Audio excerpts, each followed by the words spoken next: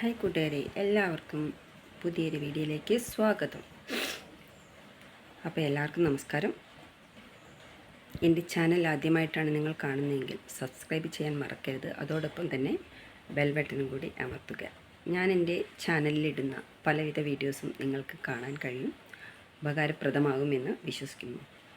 ഞാൻ ഇന്ന് വന്നിട്ടുള്ള ഹൃദയാഘാതം മൂലം അനുഭവിക്കുന്ന പ്രശ്നങ്ങൾ, അതായത് നമ്മൾ ഒറ്റയ്ക്കുള്ളപ്പോൾ എങ്ങനെ ഹൃദയാഘാതം വന്നാൽ നമ്മൾ അതിജീവിക്കും, നമുക്കത് വന്നു കഴിഞ്ഞാൽ നമ്മൾ അതിനെ എങ്ങനെയാണ് തരണം ചെയ്യുക എന്നുള്ളത് നമുക്ക് അറിയാം. മറ്റുള്ളവർക്ക് വന്നു കഴിഞ്ഞാൽ, നമുക്ക് വന്നു കഴിഞ്ഞാൽ നമ്മൾ എങ്ങനെ ചെയ്യും, എങ്ങനെ നമ്മൾ അതിൽ നിന്ന് കയറും എന്നതാണ് ഞാൻ പറയാൻ പോകുന്നത്.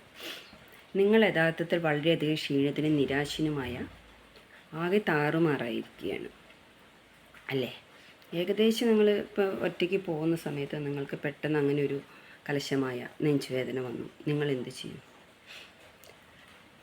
പെട്ടെന്നൊരു കലശമായ വേദന നെഞ്ചിൽ നിന്നും കൈകളിലേക്ക് പടർന്നു താടി വരെ എത്തുന്നതായി അനുഭവപ്പെടുകയും ചെയ്യുന്നു. തൊട്ടടുത്തുള്ള ആശുപത്രിയിലേക്ക് ഏകദേശം ഇനിയും 5 കിലോമീറ്റർ ദൂരമുണ്ട്. അപ്പോൾ എന്ത് ചെയ്യും? നിർഭാഗ്യവശാൽ അവിടം വരെ എത്താൻ കഴിയുമോ എന്ന് നിങ്ങൾക്ക് ഉറപ്പുണ്ടോ? ഇല്ല. അപ്പോൾ CPR നിങ്ങൾ പരിശീലനം ലഭിച്ച ആളാണ്, പക്ഷെ നിങ്ങളെ അഭ്യസിച്ച ആൾ നിങ്ങളിൽ സ്വയം എങ്ങനെ പ്രാവർത്തികമാക്കാമെന്ന് നിങ്ങൾക്കറിയില്ല.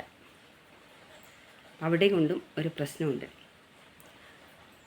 ഒറ്റയ്ക്കുള്ളപ്പോൾ എങ്ങനെ ഹൃദയാഘാതം അതിജീവിക്കാം?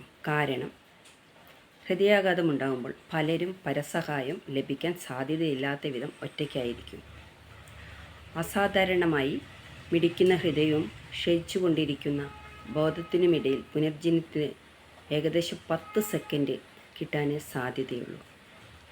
എന്നാൽ ഇവർക്ക് സ്വയം ചെയ്യാൻ കഴിയുന്ന ഒരു കാര്യം തുടർച്ചയായി ശക്തമായി ചുമയ്ക്കുക എന്നുള്ളത് തന്നെയാണ്. ഓരോ ചുമയ്ക്കും മുൻപ്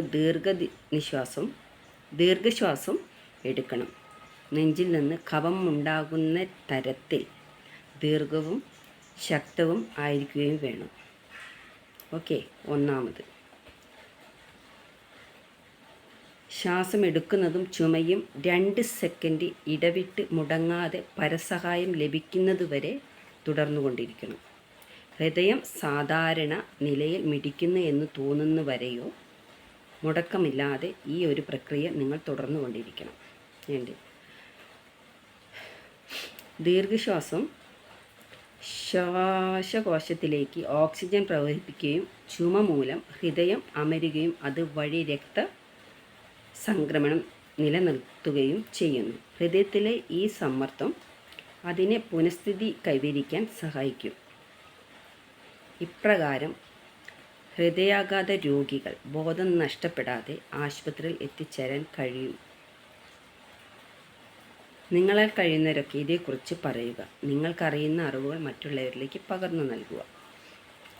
എങ്ങനെയെങ്കിലും ആരുടെയും ജീവൻ രക്ഷിക്കാൻ പറ്റിയ അത്രയും നല്ലതല്ലേ? ഒരു ഹൃദ്രോഗ വിദഗ്ധൻ പറയുന്നത് എന്താൽ ഈ മെസ്സേജ് കിട്ടുന്ന എല്ലാവരിലേക്കും എത്തിക്കാനാണ് പറയുകയുള്ളൂ. അപ്പോൾ ഞാൻ ഈ പറയുന്ന അറിവ് നിങ്ങൾക്ക് കഴിയുന്ന ആളുകളിലേക്ക് നിങ്ങൾ എത്തിക്കാൻ ശ്രമിക്കുക. ഓക്കെ. അപ്പോൾ ഇതൊരു തമാശയായി കാണരുത്. അപ്പോൾ നിങ്ങൾ ചെയ്യേണ്ടത് ശക്തമായ ചുമ 2 മിനിറ്റ് ഇടവിട്ട് നിങ്ങൾ ശക്തമായി ചുമയ്ക്കുക. നിങ്ങളിലേക്ക് ഈ ഒരു ശ്വാസം വലിച്ചു വിടുന്നതിലൂടെ നിങ്ങൾക്ക് നിങ്ങളുടെ ജീവൻ തിരിച്ചു കിട്ടുന്നതായിരിക്കും.